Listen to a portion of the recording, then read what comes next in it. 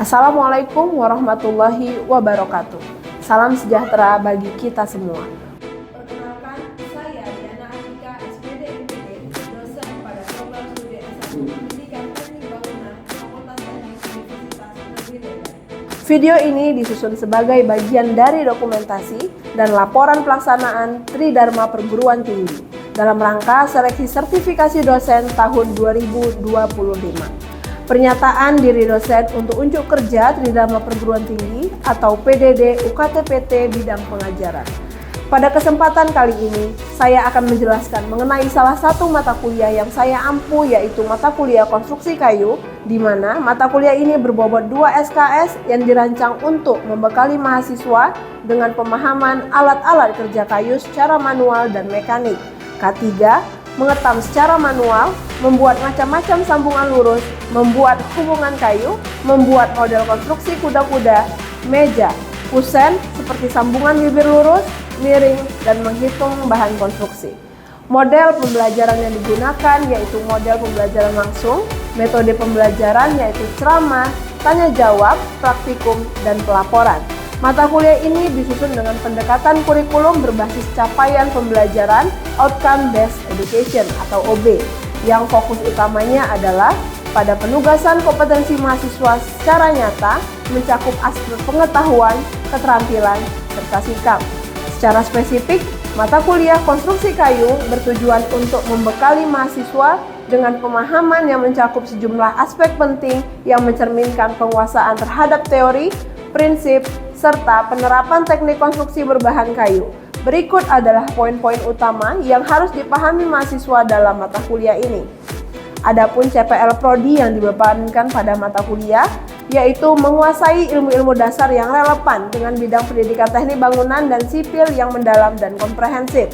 Yang kedua, menguasai prinsip-prinsip dasar analisis dari berbagai konstruksi bangunan dan sipil. Adapun capaian pembelajaran mata kuliahnya, yang pertama, mahasiswa dapat menerapkan prinsip-prinsip dasar konstruksi kayu dalam perencanaan struktur bangunan yang efisien dan aman. Yang CPMK kedua, mahasiswa dapat menganalisis kekuatan dan kelemahan material kayu terhadap berbagai kondisi lingkungan dan beban struktural. Yang ketiga, mahasiswa dapat mengevaluasi kinerja struktur kayu yang ada berdasarkan standar dan norma yang berlaku. Yang keempat, mahasiswa yang menciptakan desain konstruktif yang inovatif menggunakan material kayu dengan mempertimbangkan aspek keberlanjutan. Yang kelima, mahasiswa dapat menerapkan teknik pengawetan dan perlindungan kayu. Yang keenam, mahasiswa dapat menganalisis pengaruh jenis kayu dan perlakuan terhadap kinerja struktur kayu. Yang tujuh, mahasiswa dapat mengevaluasi dan memilih alternatif solusi. Kemudian yang ke-8, mahasiswa dapat menciptakan metode baru dalam teknik sambungan kayu. Adapun penugasan mata kuliah konstruksi kayu yaitu bersumber dari tugas rutin, CZR dan CBR. CBR dan CZR harus didasari pertanyaan yang dirumuskan oleh dosen agar mahasiswa dapat menemukan atau discovery learning pada buku dan jurnal yang dibaca. Kajian pustaka yang dilakukan melalui CZR dan CBR akan menghasilkan suatu topik atau tema yang menarik, atau bahkan memunculkan suatu problem atau perbedaan di antara sumber-sumber yang direview, sehingga penelitian lebih lanjut. Oleh sebab itu, hal yang muncul dari tugas rutin, CBR dan CZR adalah adanya masalah. Disinilah digunakan pendekatan pembelajaran case method yang menjadi dasar untuk melakukan mini research. Oleh sebab itu, dikumpulkan ide-ide tersebut yang disebut dengan rekayasa ide dan dibuatkan sebagai dasar pelaksanaan tugas proyek. Proyek harus dituntut dari permasalahan awal hingga melaksanakan mini riset dan adanya ide untuk pelaksanaan tugas proyek. Maka yang dikumpulkan pada akhir pembelajaran hanyalah tugas proyek saja. Akan tetapi di latar belakang dipaparkan hasil tugas rutin, critical book review, critical journal review, mini riset, dan rekayasa ide yang disusun dalam satu album. Proses pembelajaran pada mata kuliah konstruksi kayu ini berdasarkan dengan pendekatan penyelesaian learning berbasis metode DIA, Delivery, Interaction, dan Assessment.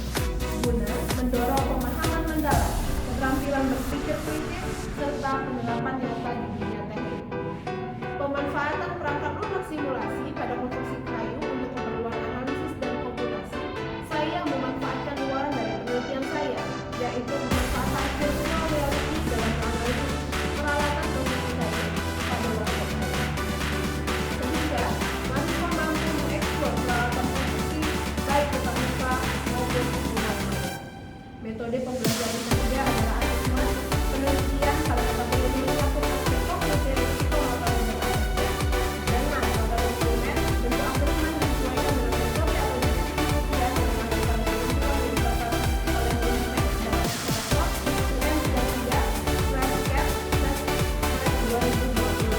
Secara asumsi adalah berikut. Pertama, mahasiswa tidak dapat mengikuti ujian akhir jika tidak memenuhi 5% saja. Kedua, mahasiswa diberi nilai 0 jika terbukti memiliki tugas atau karya yang sama dengan mahasiswa lainnya. Yang ketiga, penilaian dilakukan oleh dosen. Sekian penjelasan ringkas terkait mata kuliah konstruksi kayu. Berikut video mengajar dari saya. Selamat menikmati.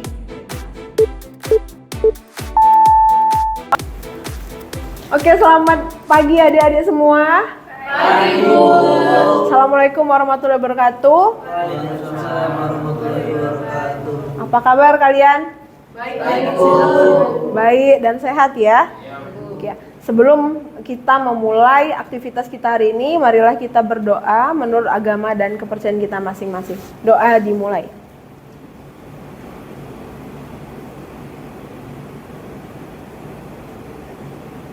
Oke, berdoa selesai. Oke, hari ini kita mata kuliah konstruksi kayu ya. Oke, jadi sebelum kita mulai, Ibu mau tahu nih siapa yang kira-kira tidak hadir. Untuk itu, mari kita mengisi link absensi kita yang ada di grup WhatsApp. Silahkan masing-masing mahasiswa mengisi link absensinya. Ibu beri waktu 5 menit.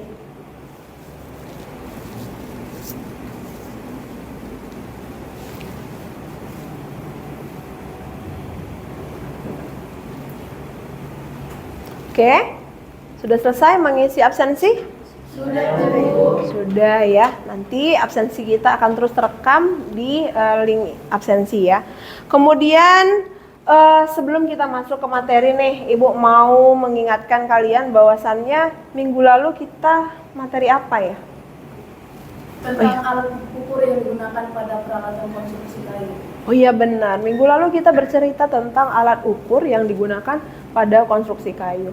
Kira-kira nih masih ingat nggak alat ukur yang digunakan pada konstruksi kayu apa sih bentuknya? Contohnya, silakan. Gergaji. Alat ukur ya. Oh, meteran. Iya, tidak apa-apa. Bagus ya. Jadi sebagai pemanasan, jadi Ibu mengingatkan bahwasannya alat ukur yang kita gunakan sebelumnya adalah contohnya adalah meteran, contoh sederhananya.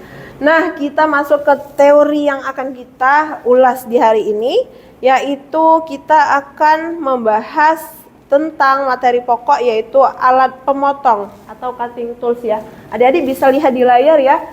Materi pokok kita tentang alat pemotong yaitu jenis alat gergaji tangan.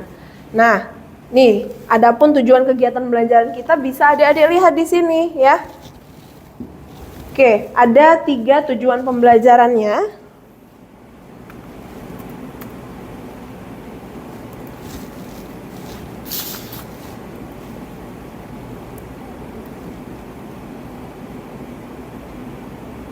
Yang pertama yaitu menerapkan prosedur pemotongan kayu dengan alat pemotong atau cutting tools, alat jenis gergaji tangan. Yang kedua, menggunakan peralatan pemotong sesuai fungsi dan jenisnya. Dan yang ketiga, mahasiswa dapat mengaplikasikan peralatan pemotong pada pekerjaan pembuatan furniture. Nah, Ibu harap dari ketiga tujuan pembelajaran itu, kalian mampu mengaplikasikannya dan mampu menguasainya. Oke ya? Oke, jadi adapun tujuan pembelajaran kita yang 3 tadi. Nah, kita masuk nih ke uraian materi. Tapi sebelumnya Ibu kasih kasus ke kalian. Nah, lihat nih 2 gambar yang di sini. Sudah lihat? Kira-kira gambar apa ini? Gergaji. Namun ada hal yang perlu kita fokuskan. Dari kedua gambar gergaji tersebut, ada perbedaan tidak? Ada. Yang gambar pertama bagaimana bentuknya? Segitiga. Kemudian gambar yang kedua? Segi ya, datar saja. Nah, dari kedua perbedaan ini memiliki fungsi yang berbeda ya. 2 jenis gambar memiliki 2 fungsi yang berbeda. Nah, kita lihat, kita masuk ke materi. Yang pertama, peralatan pemotong. Peralatan pemotong itu yang contohnya adalah gergaji tangan. Macam-macam alat pemotong dan penggunaannya ya. Alat pemotong disebut juga alat untuk memotong dan membelah yang dapat digunakan untuk memotong dan membelah suatu benda kerja dalam arah memanjang. Tebal alat pemotong ini terbuat dari bahan kayu, logam ataupun plastik dan berbagai jenis bentuk dan macamnya. Alat pemotong yang pokok dan dalam pertukangan kayu adalah jenis gergaji ya. Kalau ibu bilang kapak itu alat potong. Iya, alat potong tapi kan. Ya, benar alat potong. Nah, tapi di dalam konsep konstruksi kayu kita mengenal dengan gergaji.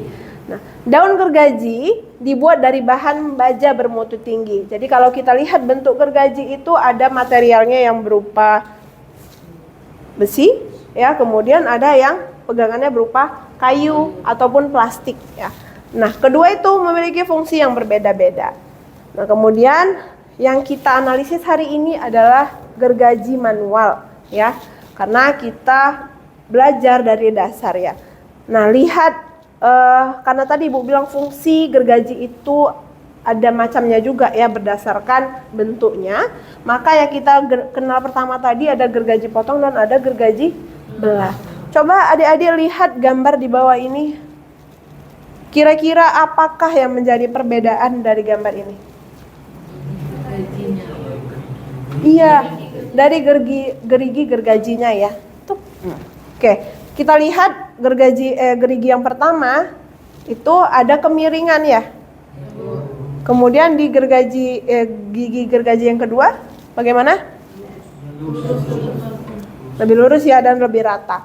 Nah, dari kedua ini tentu memiliki fungsi yang berbeda-beda. Kalau Ibu tunjuk yang ini kira-kira fungsinya untuk apa?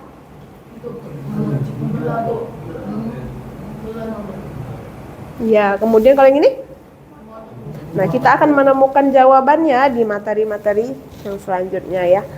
Nah, kita lihat yang pertama gergaji belah ya. Gergaji belah adalah gergaji manual yang paling besar. Lihat gambarnya. Nih. Panjang gergaji 650 mm dengan 5 ppi. Gergaji ini khusus untuk memotong balok-balok kayu besar yang berserat. Gergaji pembelah adalah gergaji yang gerigi dirancang untuk membelah kayu. Gergaji pembelah, bentar ya, ada kesalahan pada smartnya.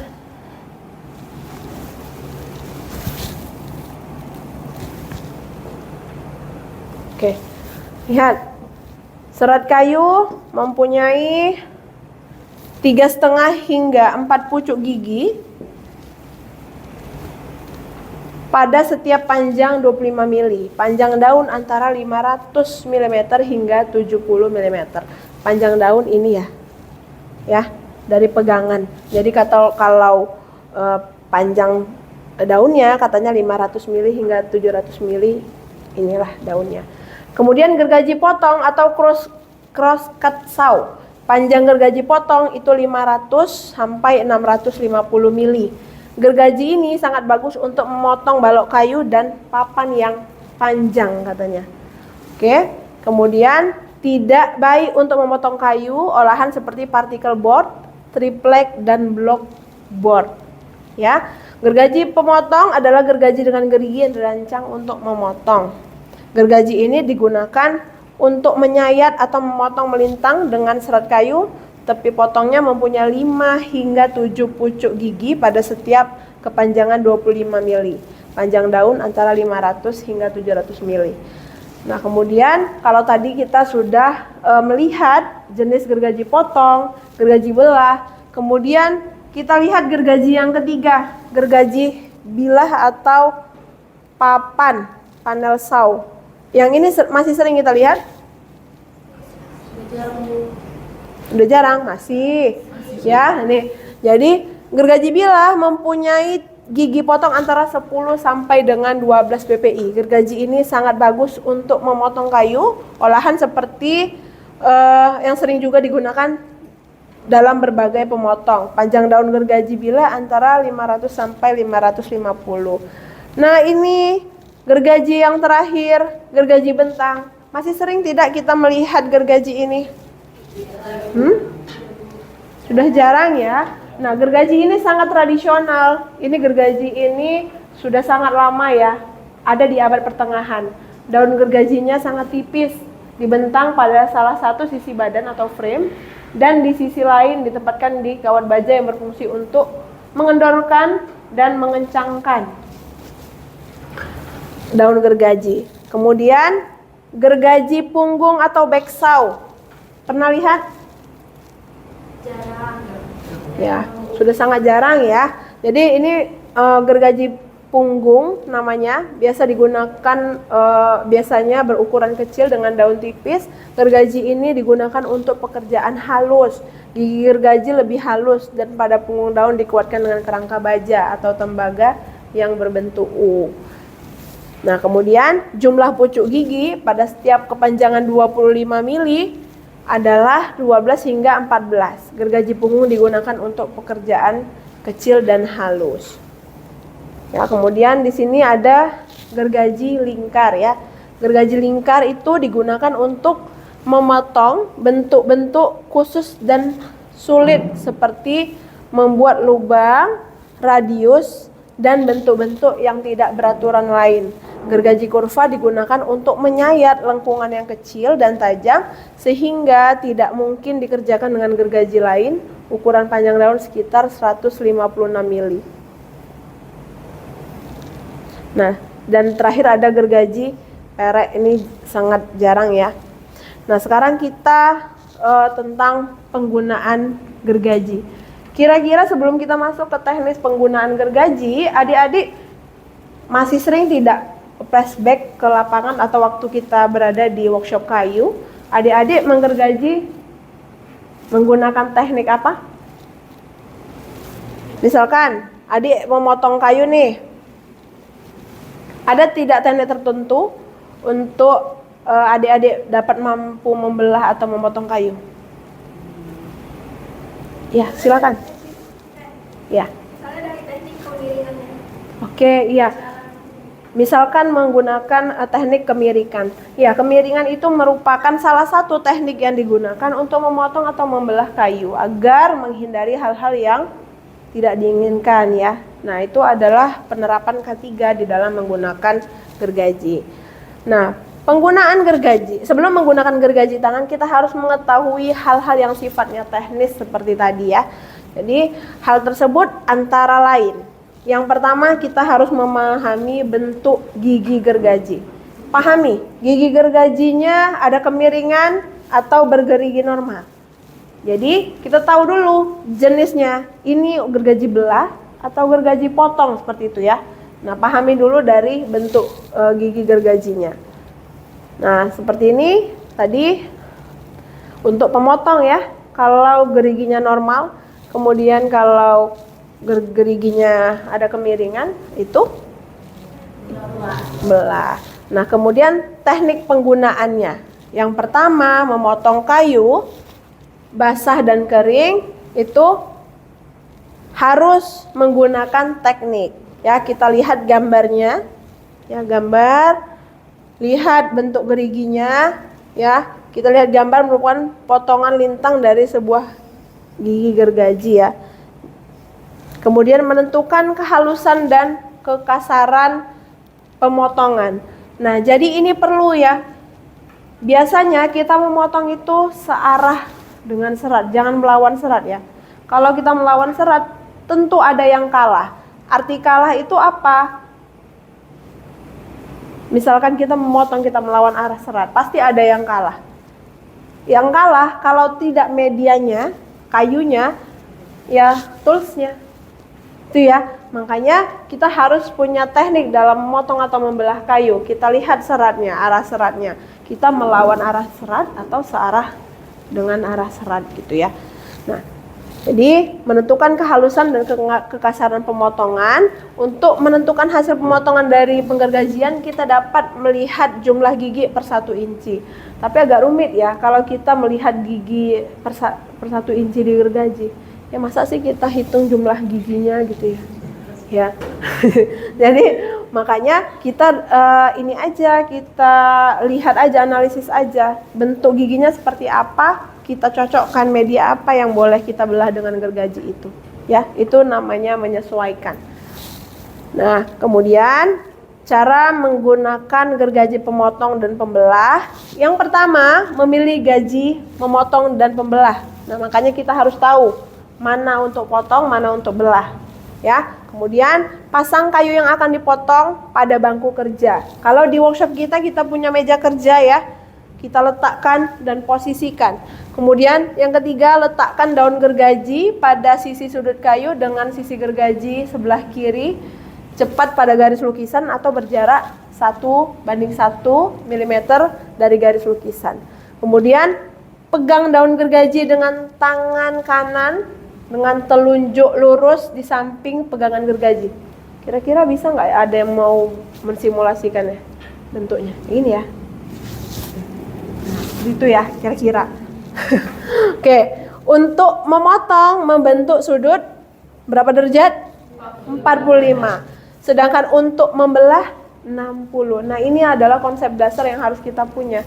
Kalau untuk memotong tadi berapa? 45. Kalau udah membelah dia 60 gitu ya. Jadi sudah mengerti ya kunci-kunci dan keywordnya dalam memotong dan membelah kayu. Jadi ilmu-ilmu yang kecil seperti itu kita harus pahami ya, itu sangat penting sebenarnya. Nah, kemudian yang kelima, tarik gergaji mundur beberapa kali ya dengan bantuan ibu jari sebagai pengantar pendahuluan untuk mendapatkan kira-kira 3 mm dalamnya sehingga gergaji tidak dapat meloncat ya. Nah, sehingga kadang-kadang kan ada gergajinya melendut seperti itu ya kan. Ya. Kemudian teknik menggunakan gergaji pemotong, kalian bisa lihat seperti gambar ini. Ya. Ini simulasinya. Tuh tangannya posisikan, ya letak kakinya, kemudian letak mata gergajinya di sebelah mana, posisinya ya 45 kan kelihatan ya. Kemudian 45 tadi motong atau membelah? Kalau membelah? Ya oke. Kemudian ini ada simulasi, tadi membelah ya, membelah 60 ya. Nah posisinya seperti bapak ini. Ya sudah kelihatan ya. Oke, nanti di pertemuan selanjutnya kita akan langsung ke workshop untuk mempraktikkan bagaimana memotong dan membelah kayu. Oke, dan yang terakhir kita harus mengetahui adanya K3 di dalam bekerja. Yang pertama, pergunakan gergaji tangan sesuai dengan kegunaannya. Ya, jangan gunakan gergaji tangan untuk hal-hal yang lainnya. Ya. Kemudian yang kedua, untuk mendapatkan hasil pekerjaan yang baik, periksa besar ukuran gigi gergaji yang akan dipakai. Nah, maksudnya tadi periksa 1 inci itu yang sangat merumitkan kita ya. Kemudian tempatkan gergaji tangan pada alur bangku kerja pada saat tidak digunakan. Ya. Nah, yang terakhir, cara merawatnya ya bersihkan gergaji sebelum disimpan pada tempatnya. Gergaji disimpan pada tempatnya dan kelompoknya, kemudian disimpan di lemari dan dilumasi dengan oil ya atau oli beberapa kali. Oke, kalau materi kita sudah cukup ya, tapi Ibu akan mereview kesiapan kalian akan materi hari ini. Kira-kira ya, ada tidak yang ingin bertanya terkait hal-hal yang sudah Ibu jabarkan hari ini? Oke, silakan Mbak. Perkenalkan, nama saya Sofi. Ibu, saya mau nanya terkait gergaji, apakah untuk memotong balok dan papan panjang itu gergajinya sama nggak? Nah, pertanyaannya bagus sekali sih. Silakan duduk, Kak. Nah, kalau tadi Ibu sudah menjelaskan secara gamblang ya, sepertinya dari semua mahasiswa itu sangat mengamati tadi, jenis bentuk gigi gergaji ya. Kira-kira ada tidak yang mau membantu menjawab supaya temennya itu lebih mudah menyerap informasinya? Ya, silakan kakak. Silakan sebutkan namanya. Perkenalkan, nama saya Dinda Ayu Pratiwi. Jadi tadi dari pertanyaan Kak Fitri, menurut Dinda Bu, berbeda ya Bu dari jenis kayu yang dipotongnya. Nah, kalau misalnya yang kayu balok itu tadi, udah otomatis kayunya itu dia lebih besar dan lebih kuat, dan dia pasti memerlukan gergaji yang lebih besar. Nah, contoh yang dipakai itu misalnya gergaji belah. Sedangkan yang kayak papan kayu itu kan dia papan panjang. Otomatis dia dengan dimensinya itu kan lebih tipis. Nah, itu menggunakan gergaji potong. Jadi tetap berbeda digunakan walaupun sama-sama gergaji. Oke. Nah, sudah jelas ya, sudah cukup jelas. Selain kita tadi sudah melihat bentuk mata gergaji ya, itu gergaji itu memiliki fungsi masing-masing ya. Jadi kita tidak sembarangan memilih gergaji untuk media yang akan kita potong. Nah, cukup ya materi hari ini. Saya rasa semua sudah mampu menerima informasi dengan sangat baik. Nah, saya butuh satu orang mahasiswa untuk bisa merangkum kegiatan kita hari ini. Kira-kira ada tidak yang mau merangkum kegiatan kita hari ini? Bagus sekali, silakan Dodi. Jadi kesimpulan yang dapat kita dapatkan pada pembelajaran hari ini, bahwasanya gergaji tangan itu dibagi menjadi dua. Yang pertama itu gergaji memotong, yang kedua itu gergaji pembelah. Gergaji pemotong ini digunakan untuk memotong yang giginya itu dikikir sekitar 60-70 derajat.